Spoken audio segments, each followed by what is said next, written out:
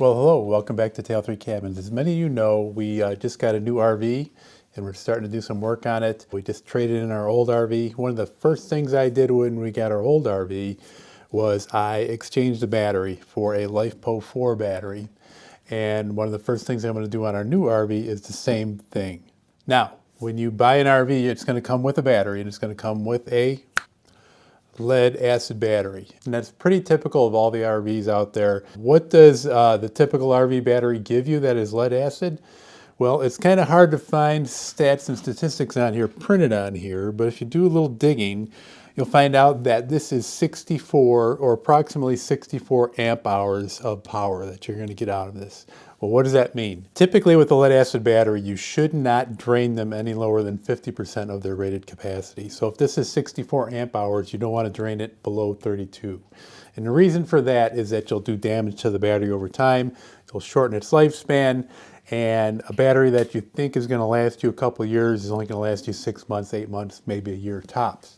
Now, when I go on the forums with our RV, I belong to a couple forums on Facebook and some other areas, and the most common thing I see all the time is people complaining about their battery power, that they went camping overnight and their battery was dead in the morning.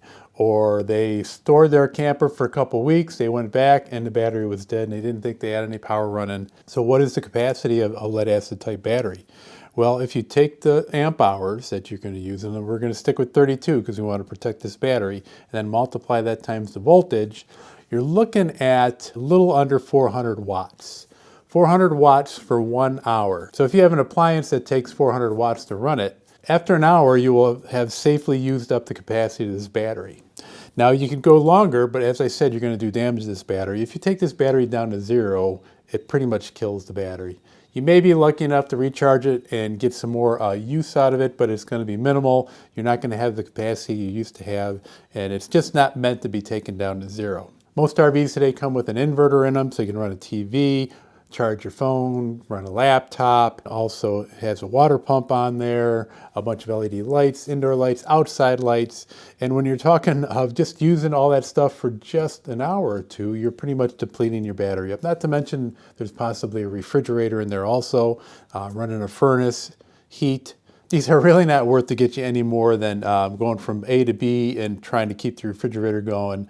But other than that, they're pretty much worthless, to me anyways, and it depends what kind of camping you do. If you plug into something and you are tied to the grid on a post in an RV park or something like that, then maybe you can get away with this. But if you're going to be traveling, odds are you might boondock a little bit or be off the grid or just need an overnight. And even if you need an overnight, this usually will not be sufficient for you. So I went back to a lithium ion phosphate battery. And this is made by TEMGOT. TEMGOT makes a whole bunch of different batteries out there. You can get different capacities from 100 amp, 200 amp. This is 300 amps here, 300 amp hours. They go up to 460 is the highest that I've seen. You can get 460 amp hour battery.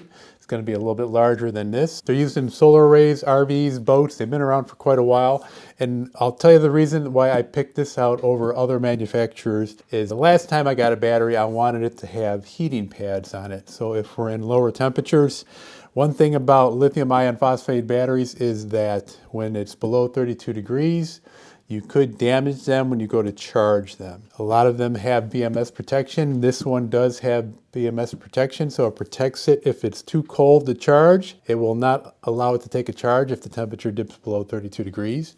If it overheats, it's not going to charge. You can't overload it by taking out its maximum capacity, and the maximum capacity for a load for like an inverter would be over 2,500 watts. So that's pretty good. That's a lot of power for just one battery at one time.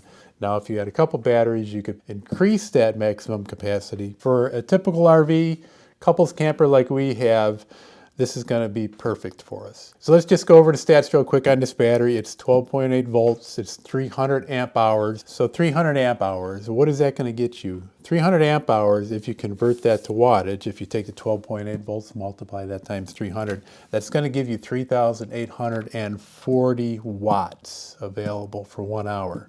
Now that lead acid battery, as I said, was just under 400 watts.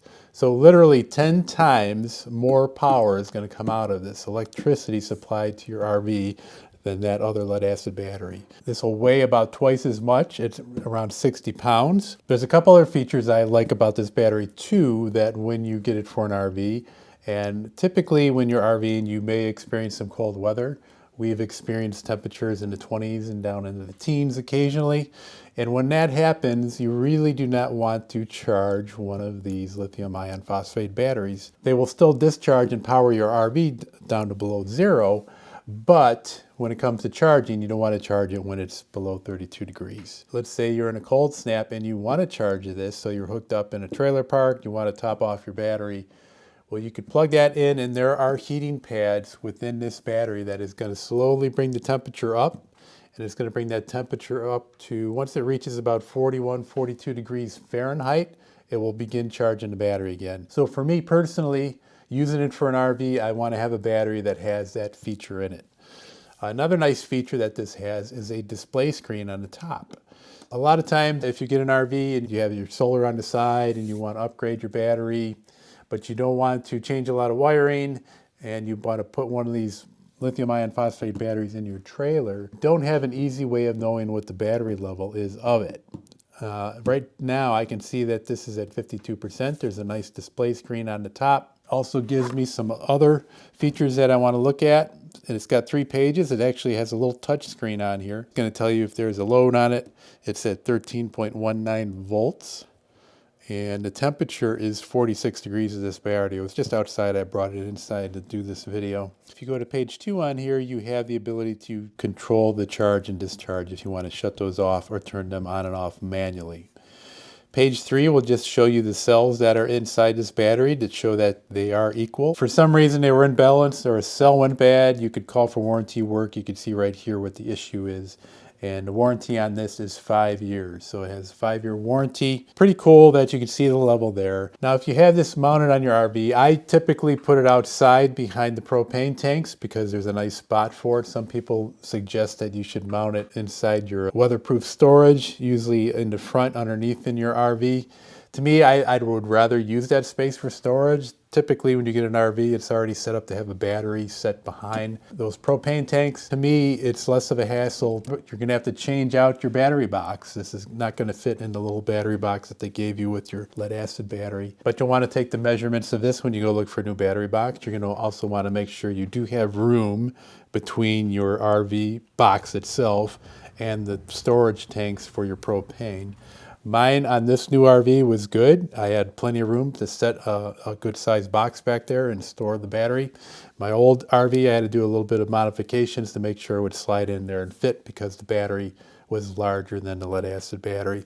The dimensions of this comes in at 20.5 inches long. From front to back here, it is 10.5 inches, and then the height is just shy of 9 inches, 8.66 inches to be exact. There are 2 carrying straps on the side here to make it easy to pull in and pull out of your RV and lift it out. It uses lugs on the top. There's some safety caps here on the side. The waterproof class of this is IP65. One thing I will say compared to the previous Lifepo battery we had in our old trailer is the accuracy of the low temperature probe. This is much more accurate. Our other one read much lower than the actual temperature outside, and it did that constantly, and it would always cut off the charging for us. Where this one, I've had it sitting in 28-degree weather now for about a day, and it automatically has cut off the charging. You'll see that the protection on the right there is clicked on, so this battery is not going to take a charge. Once you apply 10 amps to this battery, the heating pads will kick in first.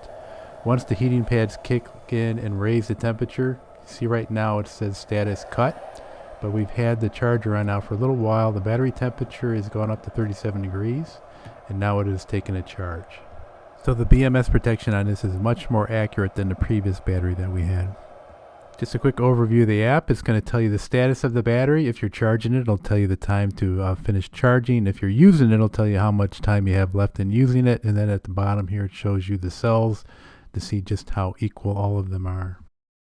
When it comes to testing and meeting its rated capacity, TEMGOT has the reputation of exceeding its rated capacity on just about all the batteries that I've seen that they sell. After testing, their 100 amp battery comes in just a little over 103 amp hours. And this 300 amp hour battery comes in just shy of 309 amp hours. Again, when it comes to operating temperatures, you can discharge this or use this battery down to -4 and as warm as 140 degrees Fahrenheit. If you exceed either one of those limits, the battery protection inside is going to stop it from being used. If you don't want to have this in your house, a lot of people bring their batteries in and put them in their basement. I typically keep them in my pole barn, but they can be stored down to -14 and up to as high as 122 degrees Fahrenheit without doing any damage to them. Okay, I'm going to hook this up to a charger right now, just to give you an idea of what the display does when you're charging. And I'm going to set my charger for 5 amps. So I've got it set for 5 amps. If I look at the display here, showing that I have 5 amps of current coming in, and that the voltage is 3.22, that it is charging, and time to full would be 28 hours, 13 minutes at this rate of 5 amps.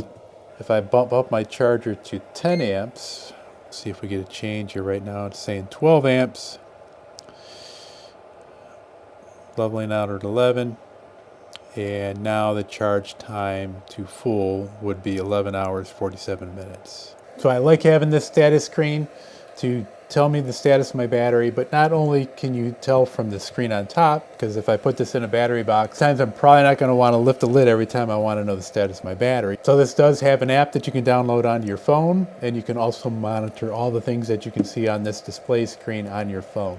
And that's the one thing I probably use all the time when it comes with our RV travel, is being able to see what the status of your battery is.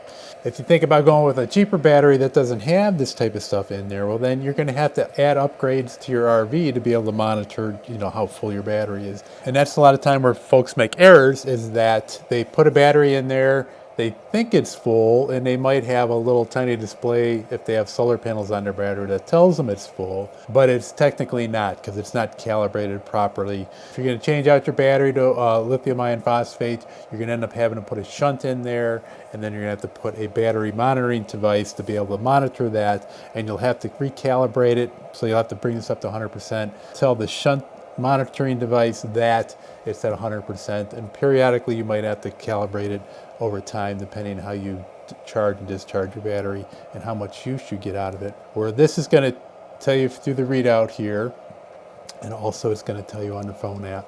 So that's very handy, especially if you're just starting out. If you don't want to get into changing all kind of wires in your RV, basically you just drop this in and start using it. Let's talk about the self-heating that I mentioned. So if the temperature drops below 32 degrees and this won't charge, to start the self-heating pads, typically with most of these batteries, they need 10 amps of power to be coming into them to turn on those heating pads. And the power is going to go directly into raising the temperature of this battery until it's high enough where it's going to start charging. So typically, if we have solar panels on our RV, we have 440 watts. The sun's coming up in the morning. We're probably not generating 10 amps worth of power just yet. Maybe when it gets closer to 11 o'clock or noon and that sun's overhead, and it's a good sunny day, we'll probably be generating enough power to start heating up those pads. Now, if you're hooked up to an RV park and you have electric, or if you have a little generator, or maybe even a portable power station that you could just tap in temporarily into your RV to send power from the converter to this battery to start charging it, you could kind of jumpstart those heat pads, get them going, and then take advantage of the solar that's on top of your roof. But compared to a battery that doesn't have the heating pads, this gives you more freedom when it comes to your temperature extremes when you're out there camping. If you're going to hook this up to your off-grid solar array, you can tie up to 4 batteries in series to give you a 48-volt system. You can connect multiple batteries in parallel. No more than 10 is what it says in the manual here. So that's the TEMGOT 300 amp hour battery with the smart screen, battery protection, self-heating, lithium ion phosphate. 5-year warranty, perfect for RVing. Great capacity if you're starting an off-grid solar, if you got a pole barn or an off-grid workshop that you need supply power to. Good reviews, 5-year warranty. All in all, just a nice, solid, well-built battery. So I appreciate you watching. Hope you enjoyed subscribing to these videos. Any information on this battery I'll stick down below in the description. And keep an eye on this. Take care, everybody.